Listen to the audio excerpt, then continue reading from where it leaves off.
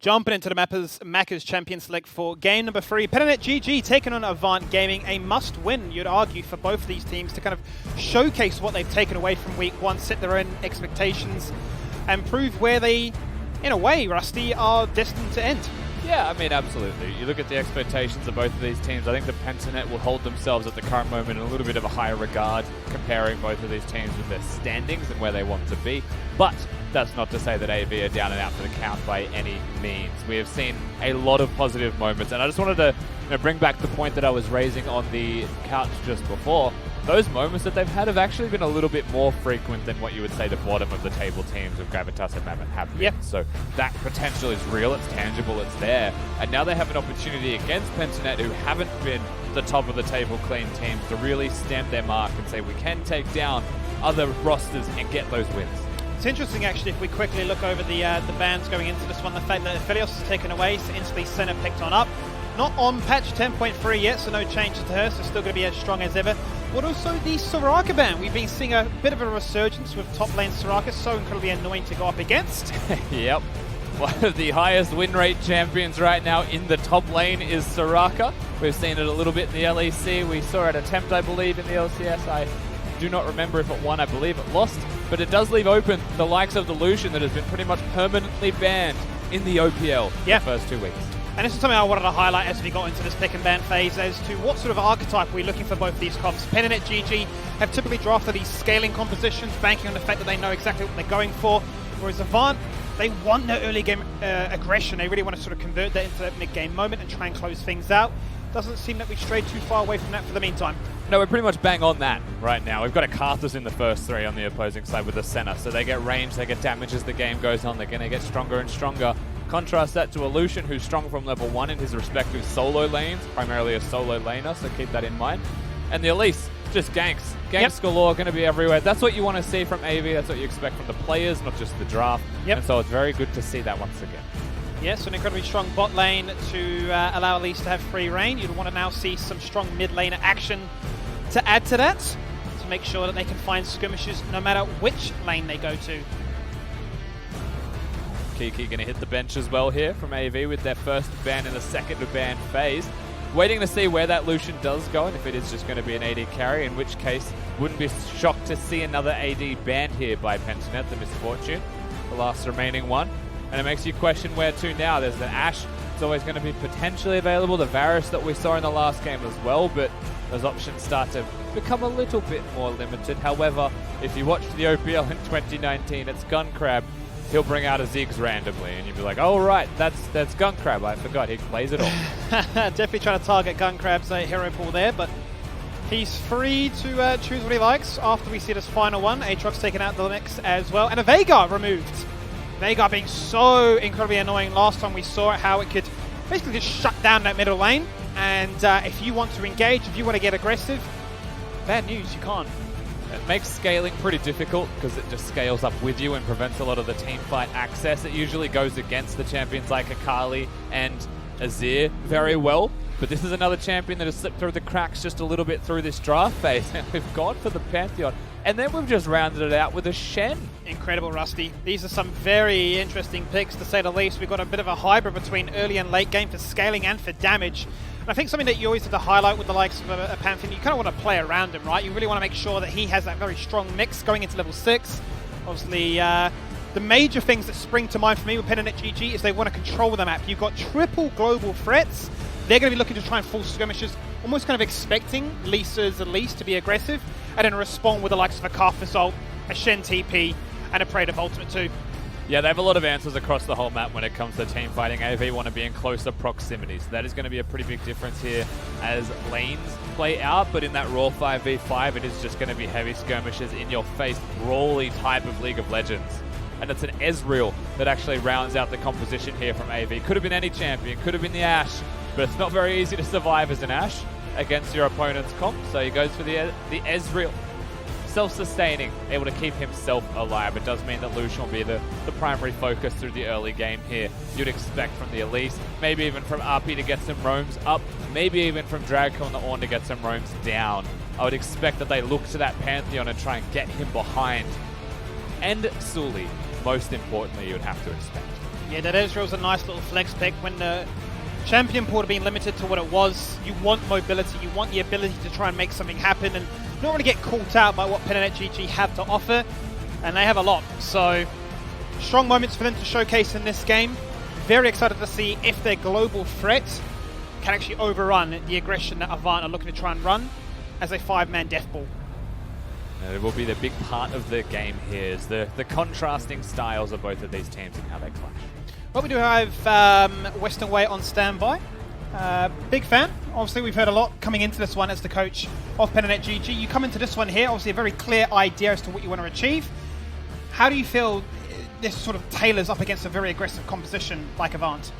Yeah, so this was a strategy which we kind of specifically designed, like which we thought would be really good into Avant. So we've just been picking it like all week, practicing, just playing this comp out. We haven't had many opportunities to talk to you specifically, Western Way, and the things that you bring to the team of Pen&Net, but we heard from Rogue last week on the analyst desk that he rates you very highly since your return to Europe. So talk us through briefly, what has this trip to the LEC done for you?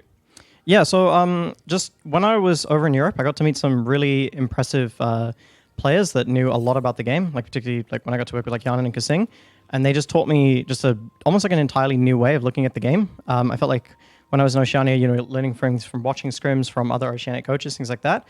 But the way that they play the game in Europe is a lot different. It's a lot more punishing, a lot more fast-paced. And yeah, I feel like I've really kind of adopted that style into my coaching.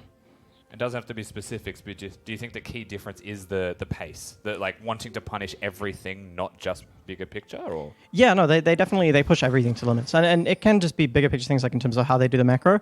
It's a lot more punishing. Now let's highlight obviously this game in particular here. So we've got a Pantheon in the mid lane, obviously incredibly strong in that mid game. In that early game, are we looking to try and really play around him? Like he's the central point of this comp to really get you guys going? I mean, Pantheon is a champion that kind of enables the other lanes, right? Like he's a champion which has the global on mid lane, so similar to other champions in the past like Galio, he helps the side lanes get further ahead. I'm looking forward to this one, and we'll leave you to it. Best of luck, and we'll catch up with you afterwards. Let's jump into it. Pen&Net GG taking on Avant. It's game number 3 for week 2. And we do have to continue to highlight what Western Way mentioned here, is that the Pantheon will want to go to the other lanes. But it's not just that, it's that they've got a Shen that also doesn't mind having a dip into another lane as well. So you think about this, you look at their composition from top to bottom, and it just kind of reads itself for you, right? It congregates in a single place, probably on Rogue or Praedyth down in the bottom lane, probably the 2v2 down here, and it's already happening. We're 2 minutes, 25 seconds into this game, already happening. Sorty's just rocking up to that bot lane like, hey, you think I want to power farm to 6? I'm here to take plates. I want to put some pressure out. I want to get that job done. But I think the main thing for me here, Rusty, is you've got to be so concerned about the fact that once level 6 comes online, Biopanther and Get Back both have teleport available as well. So any time Avant try and force an engage, they're in a lot of trouble because there's a lot of ability for them to get in that mix. As Get Back is going to chase on through. My man's isn't farming. He's playing Karthus right now, and he's just on the grind. He's out ganking an Elise. He's invaded the bot side. They did that at level 1 while we were having the interview, so remember there was a 3-man down there. That advantage, that vision that they got on a vertical jungle split gives him pressure to the bottom lane turret. Unexpected, so successful. And then he just waddles mid. Who expects that if you're Chaz as well? And suddenly, this non-teleport mid laner of Chaz running the cleanse on Lucian has to walk back to lane. Pantheon in a comfortable position, at the very least by experience, which was exactly what they want, hitting those level 6 spikes. I think Lisa is almost confused as to how this has happened. The fact that, why is the Karthus so proactive in this early game? But it is, as you say, playing into the idea of let's try and get these level 6 solo laners online as quickly as possible. That way we can literally contest any team fight, any objective, any moment that skirmish breaks out. And you don't really want to go for the counter gank too aggressively here if you are Lise. It was a known vertical jungle split. Get Back and Sully right now looking towards bottom lane as well, but AV are very much in tune to this, so it's just going to be some platey boys. And then a recall most likely here from Get Back. They may try and cancel him, but no Ezreal Qs to be thrown just yet. So what I'm saying here is that Lisa probably doesn't want to go for the counter gank. It's really hard to counter gank a Karthus and a Pantheon because they might just turn and kill you. And if you kill the Karthus, he's still just going to turn and kill you with a Pantheon running you down. So you want to get the proactive ganks off yourself. You want to be there first to the punch. So he's going to look for his own opportunities, which is why it seems like currently he's pretty much inactive. where really he's just been hard farming and is being matched because it's a Karthus anyway. So, teleport burn already on get back to mid lane to keep up that priority.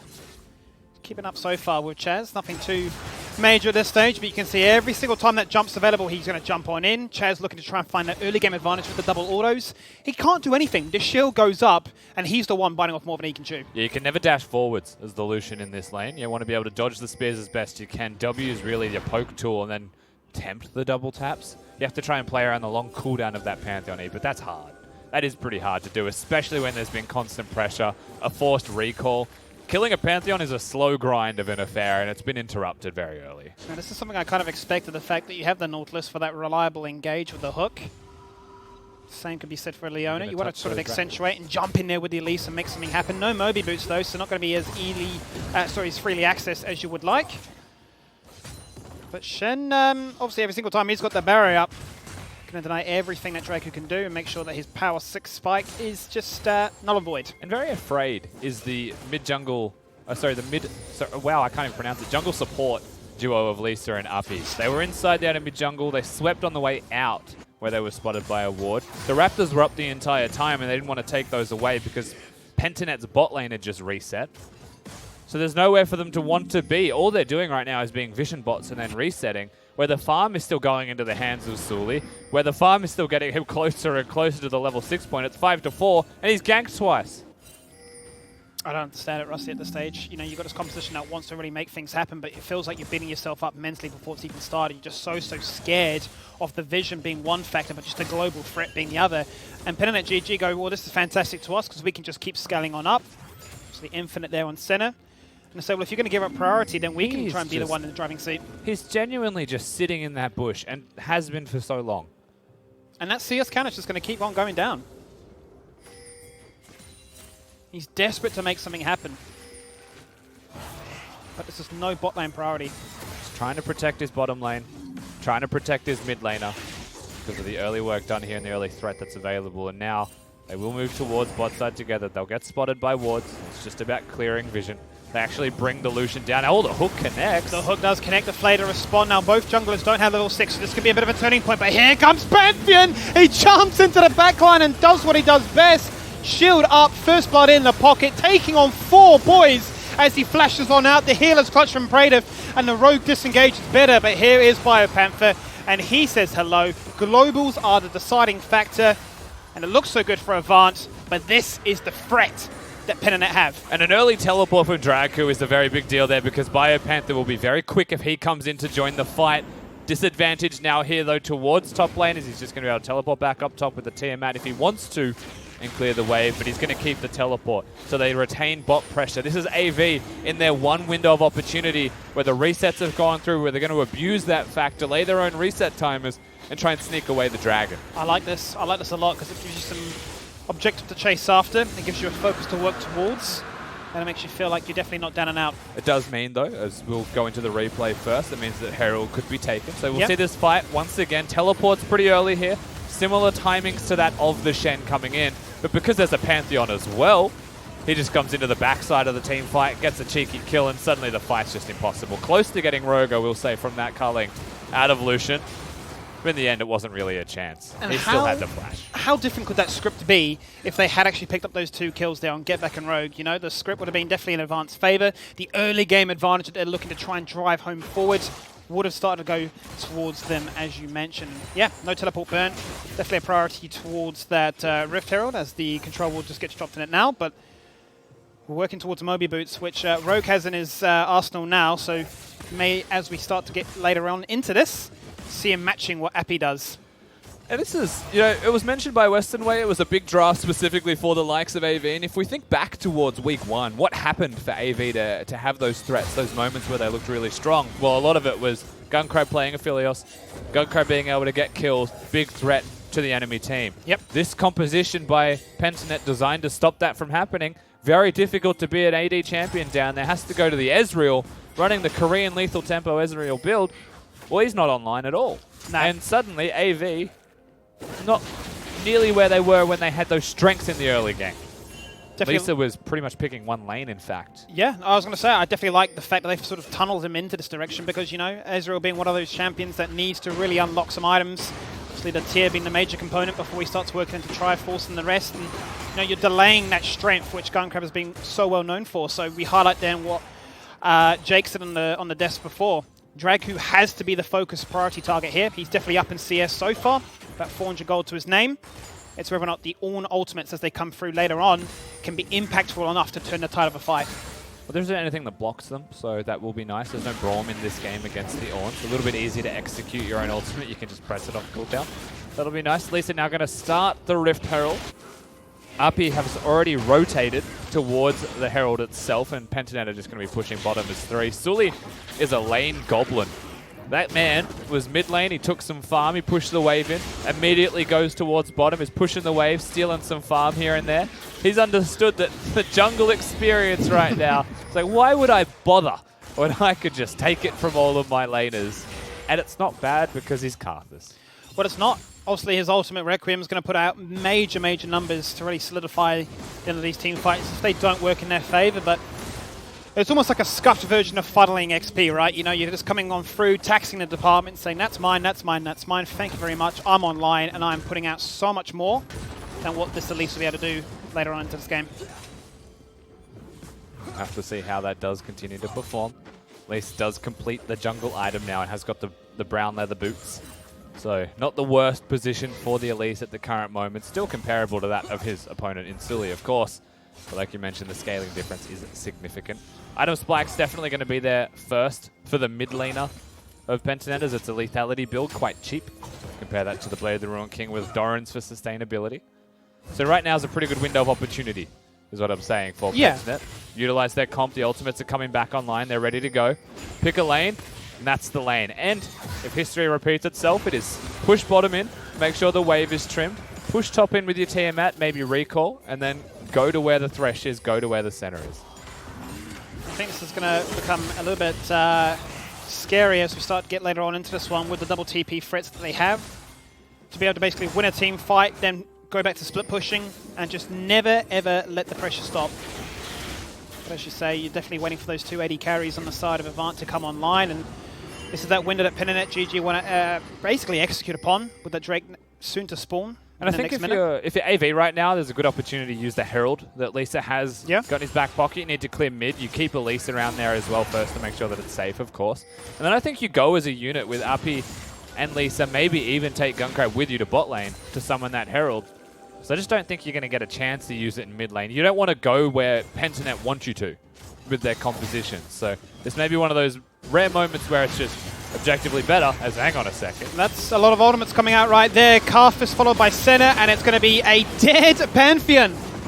Being a little bit too confident there what their composition had to offer. He tried to collapse onto Chaz. He does get it, but he dies at a very decisive moment with Drake spawning. And it's mid laner for mid laner in the end. And it was summon is used by Chaz to none of Get Back. Still has the ultimate. Dragon spawns. Pentanet are in the correct position for this one. Now, it was still the Karthus, Senna, and Shen ultimates that were burned. However, because the teleport was also used from Gunkrab to get down to bot side, they get some mid lane priority, and still they find themselves in a decent position, all things considered. Assists picked up, so a nice function of gold as the Herald finds a little bit of value, executing in the bot lane with both mid laners obviously being taken off the board.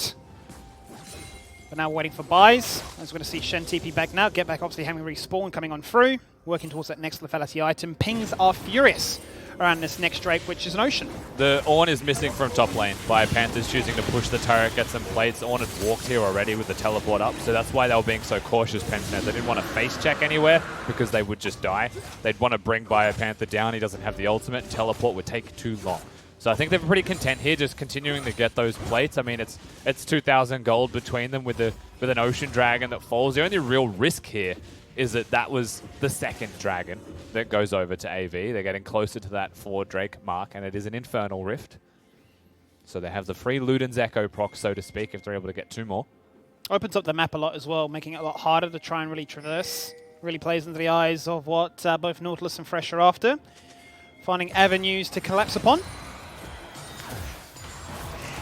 But I suppose really the gold being down in the favor right now for Avant doesn't truly speak the full story. Yes, this is a composition from Pinanet to try and collapse and shut down what they can do, but this is what Avant want. This is their best case scenario, is to really establish an early game lead by picking up all these objectives before the scaling really starts to take over. Yeah, it's in the best interest of the players to continue to do that, but if they don't find gold with objectives, then what does it matter, you know? So that's what we have to continue to monitor here from AV, because it's not a tangible lead right now, it's an objective lead. Like mentioned, that's not strictly bad, but there is room for improvement there. With a lot of towers, first of all, outer turrets being available across the map, but anytime they try and push, they're answered. They're not looking for 1v1s. There's no particular lane where they're thinking, I can take that guy on, unless they get a mismatch, perhaps, with Lucian into another champion. But right now, it's always been Pantheon matching him. First completed item here for Shen, so it's going to be a nice little power spike for him with a Titanic Hydra. Stopwatch, however, on Dragku, so going to make him incredibly strong. Make him a threat in these team fights when we do see a full-on, blown-out skirmish. It's been a little bit quieter than we expected, given the nature of these team compositions, but this plays into Pinanet GG's best interest. They just want to keep scaling up. AV now looking towards mid lane outer turret, while their opponents, Pentanet, without the wave here just yet. It will be a cannon wave, however. We'll be looking towards top now. You would say this definitely favors AV. They'll just continue to push this one. They need to not die, however, in the process of pushing this. Yeah, they could definitely get called out right now. The box wasn't used. Rogue hanging on to it for the meantime. The rotation was already there. That's the dance. That's the game that we'll continue to see. They may be able to break this turret in top lane, and it's just the ebbing and flowing up the map, across the rift with ultimates available, with global displacements and spells available. AV make the correct choice, the intuitive decision, push mid lane, because our opponents are running up. Oh, Aegon, they could all be here in a second. Yeah, Avant want to make something happen, and now they find it as Appy goes gold and the Ornhorn going to the backline, and that's going to be the gun that takes out Praetor. As Chaz finds that one, Chaz gets taken out by the tower of all things. As much damage as they can find as Karthus goes big, but they're not going to find what they need. They do find two, however. It's a 2-for-1 trade, mid and jungle for ADC. Instantly the response is, if you want to try and take our mid tower, we'll take yours. And it feels like you can see it coming now, looking for the assassination here, get back onto Appy. One large spear charged up, could have done it, but doesn't quite find the mark. At the end of the day, we see Pentanet answer them and just come out with flying colors with a lot of health bar to them, and they're just going to go towards the objective again. They get the gold because they get the kills in return, and it was AV's terms where that fight happened. You can see what Avant were trying to do, and obviously I'll let you go ahead with the replay first of all, but... And it's the stopwatch from Appy, right? That's a big part of the bait. Lisa's also tanked the turret. Now Chaz's turn to tank the turret. Literally just dies to the turret in a Thresh ultimate that he dashes into. They're diving. They don't really have the health bars to dive that if it's not Dragku that starts off the tank.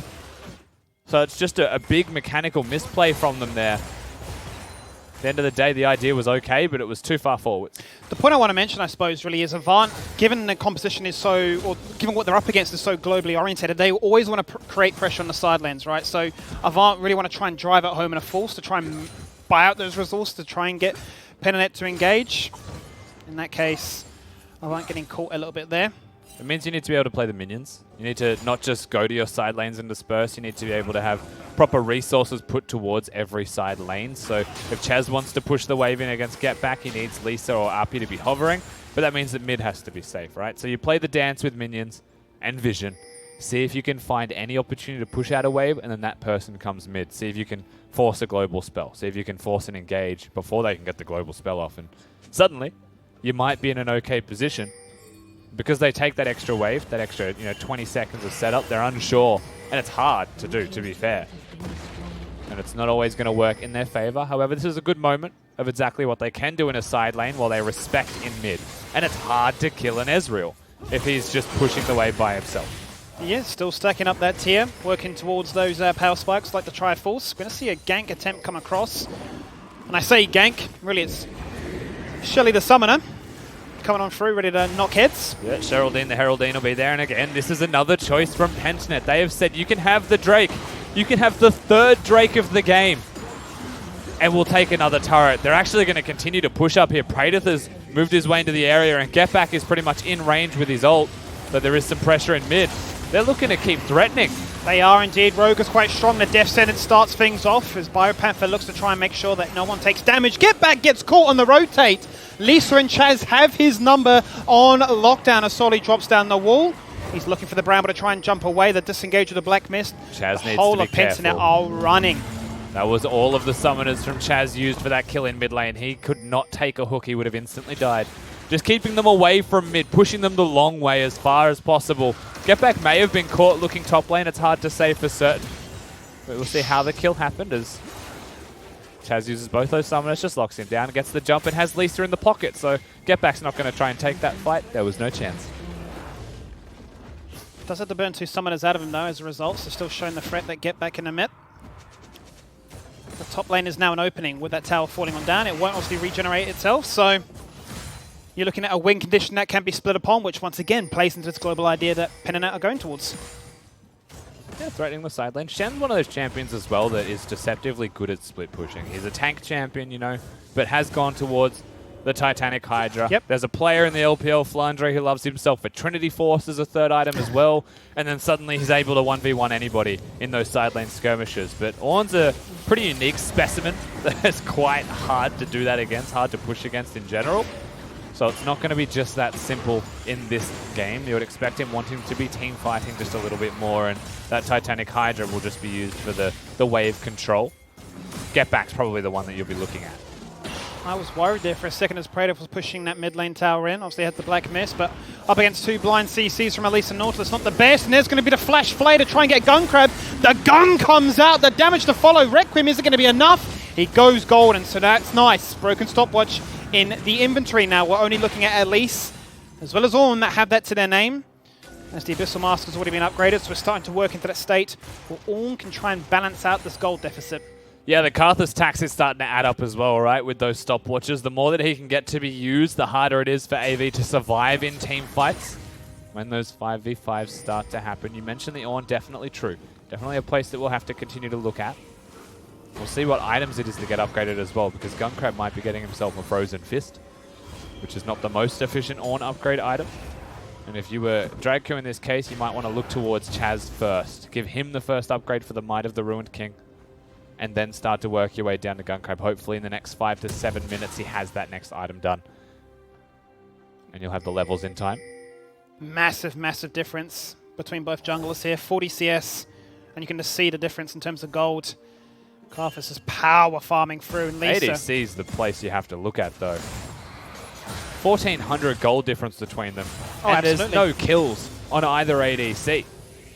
It's just turret plates. That is a significant amount of turrets that have been taken by Praetor with the pressure that was given to him by Sully. And it's not just the jungler that has the lead, right? Yeah. Which means they were playing it correctly to get the rest of his map ahead so that he's not the only threat running around. And just bullying him, basically saying that, you know, because you're Ezreal, you're going to take a bit of time to come online. I want to come online as well, but as a result, I'll make sure that I come online a little bit quicker than you. 2 Lethality Power Spike in the mid lane. 2 items for the majority of these boys. Now, Morellonomicon is being worked upon for the Karthus. So once those stopwatches are gone, there is no chance to find any love or life with the likes of a Blade of the Ruined King. Yeah, might just be leaving it at the Oblivion Orb, though, to maximize his current damage with the level 11 Karthus ultimate. Just have that flat magic pen. Looks like Zhonya's Hourglass is actually going to be the second full item that he chooses to complete. I'd like to see it left at Oblivion Orb, actually, as he builds towards his third item, maybe even that Death It's Cap, the you know, book or the that Void I've Staff. heard that is not meant to be spoken about. The Forbidden Book is what I've been told. Yes, you've been watching the LCK, I suppose. I have. There's a time and a place for it. They banned Soraka, so the times and places start to become limited. I think it's an easy way to look at it. It's still not the worst choice, but I would rather the Zhonya's into like a Death Cap or a Void Staff if needed. Well, this has to be the talking point right now. Avant are on the hunt. How many kills? Only 7 to it. Can we stop double warding every bush? Yeah. They're really trying to pad those vision score stats. But I think the biggest, obviously, talking point right now has to be the fact that Avant are on Soul Point. Drake is soon to spawn. They're quite comfortable to take that one. Biopanther is just going to keep trying to burn resources. So it's like, Draku, you have to respond, because if you get the Soul Point, I will get an inhibitor. What do you prefer? But Baron's also up. So really, they could at any moment just go over to the Baron and say, you know, you've actually got 20 seconds left. The fight is on right now. It really is. Teleports come out. Sully goes golden to start things off with. There goes the Ezreal. He's jumping on in, looking to try and do what he can. The Carling from the backline, seemingly doing nothing at this stage as Praetor is caught in the midst of everything. Rogue going low. He's going to fall on down. Lisa finds one. It's 4 kills so far for Avant. It's the best case scenario. It's a full wipe as Sully falls to the ground. He's unable to find anybody with the spots of Bother. Gunkrab, the team of Avant, have just crushed them. And he's just going to solo out the Drake. That's the fourth dragon of the game. The Infernal Dragon goes over to AV. They get the Soul and Baron at the exact same time. Pensinet felt time pressed. They had to go for this fight. They didn't want to play the map. They didn't want to choose. They thought they had a pick. And then the teleport comes in and they just get wiped. An absolute disbelief here, Rusty. This is such a big swing of the hammer. Infernal Drake to their name. Going to give them so much extra damage. And they pretty much did what they did in mid lane, but again, this time far more successfully. And we have to watch Chaz, I think, in this fight, because you can see the tanks, the amount of work they're able to do once the fight breaks out. I was watching Gunkrab hitting the spells as best he can, but Chaz is the man who was doing majority of the damage, surely. Rogue dies first. Senna doesn't even get the ultimate off. It looks like Lisa assassinated that Senna at the same time. And Dragku's teleport positioning was from the wards they set up, the wards that we saw them put down. Pentinet's engage circumvented vision. They didn't actually stop to play the ward game. They just went, and look at how that comes to hurt them with perfect teleport wards available for Dragku to come in and start the fight off.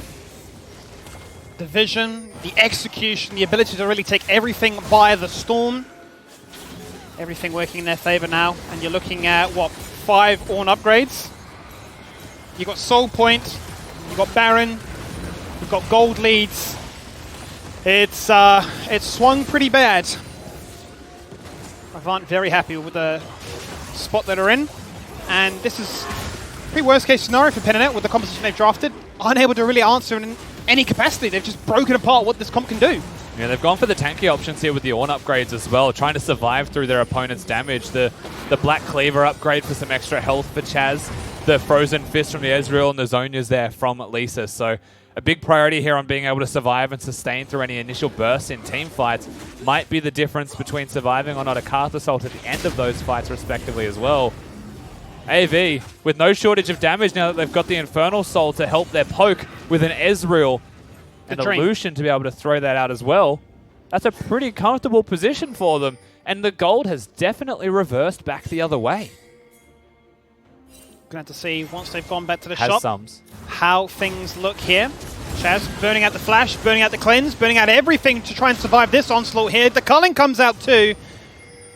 Biopanther quite happy with that one. Yeah, trading the cleanse and flash for just a flash of Biopanther. The threat of Pantheon coming in as well with the ultimate burn. Still something that'll be up pretty soon. That's not bad from Pensinet. That's the classic pick an area and just go there and see if you can get something. And trading summoners is not the worst choice there. However, with no hesitation, AV, like a good cooking book, they've set up a lane earlier. And out she comes from the oven. It's executed flawlessly here. Burning so many resources in that top lane. They can say, look, we're going to force a fight in the bottom lane. Shen going to look to try and TP on in. He's going to jump on top of somebody's head. He's going to make something happen as Rogue falls away. Lisa wants him. Lisa goes golden. Lisa and co go for this tower. They go for the inhibitor. Do they care about the fight anymore? They just want pushing power. Yeah, they will get the inhib. They have supers threatening in mid as well. There is still 5 people alive from Pensinet, so they can't stay. They need to back away. 2 members of the team have sacrificed their lives to ensure that that push was successful. At the end of the day, it was. They got both inhibitors. They got what they were after. If that team fight was won, the game was over. So very well held by Pensinet to ensure that they get the kills and thwart any further advances. Shen has spent so much time in the top lane really trying to hammer home the point. I need this inhibitor. I need to try and get some kind of pressure, some kind of reprieve for us to do anything on this map right now because we've given up every single objective. There's not really much for us on the map right now to actually try and contest. So Dustblade third item here as well coming out of Gunkrab on that Ezreal.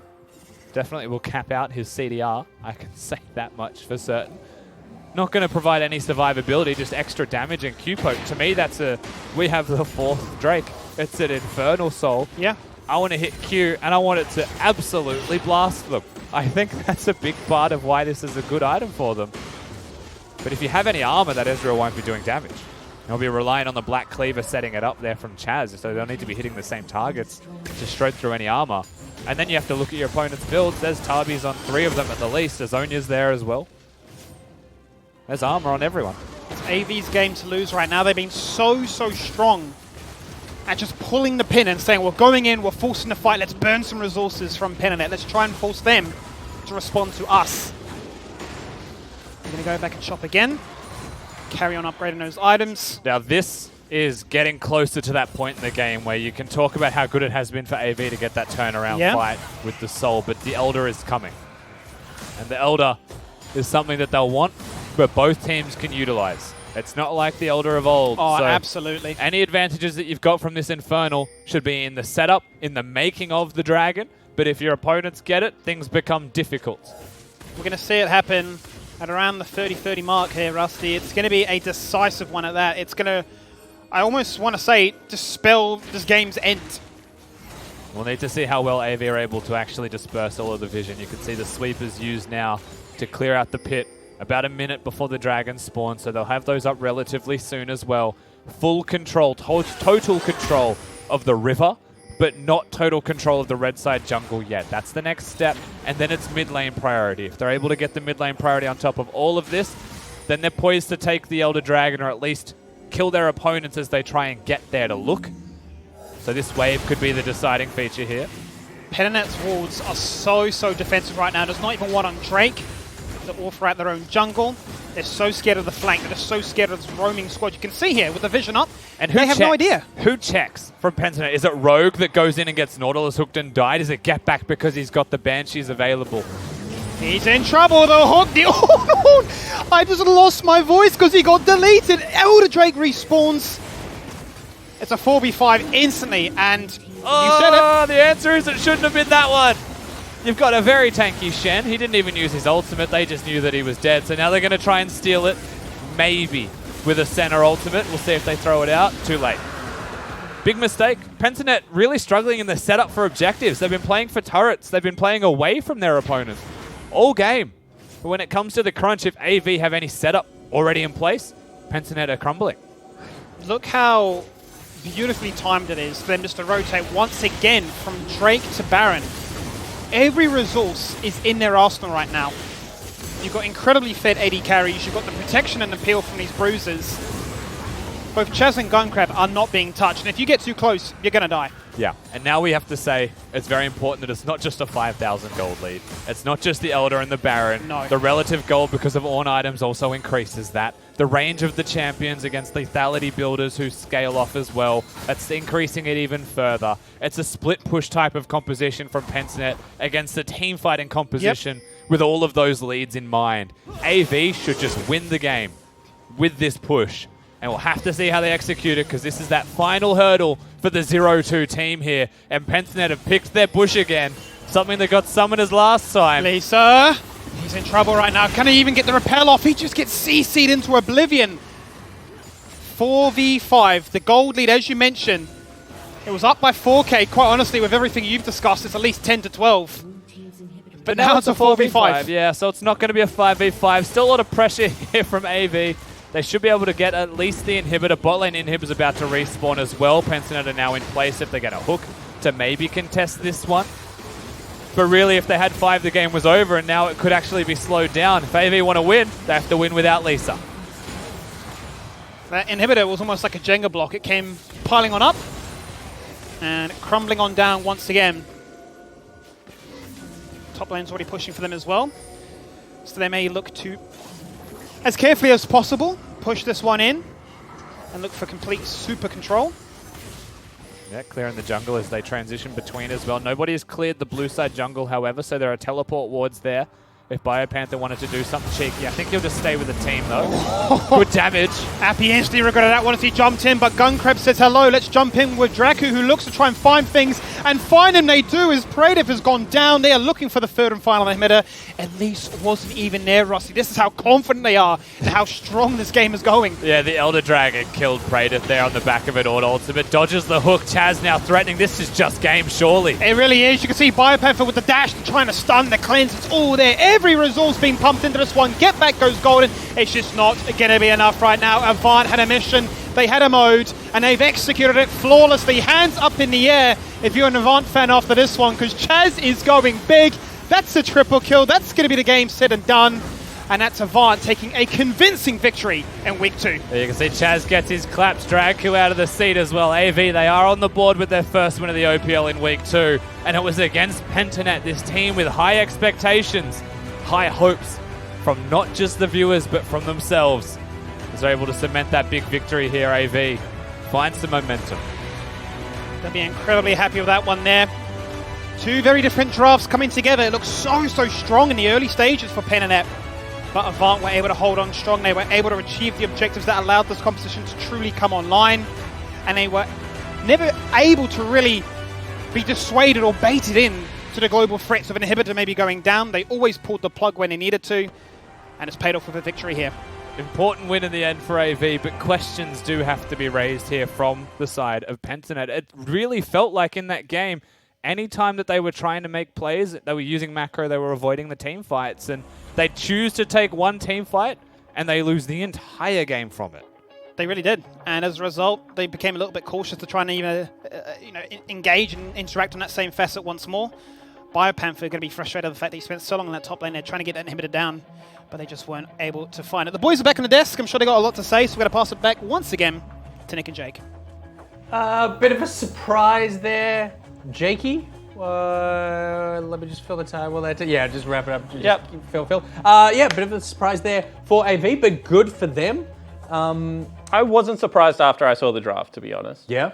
Do you know, like, when you have, I don't know, like, what's your favorite food? We've had this conversation. My favorite food is chocolate, right? Make it all about your favorite food is chocolate? Everyone loves chocolate. Chocolate's not a food. Chavs loves chocolate as well, right? Is chocolate a food or a treat?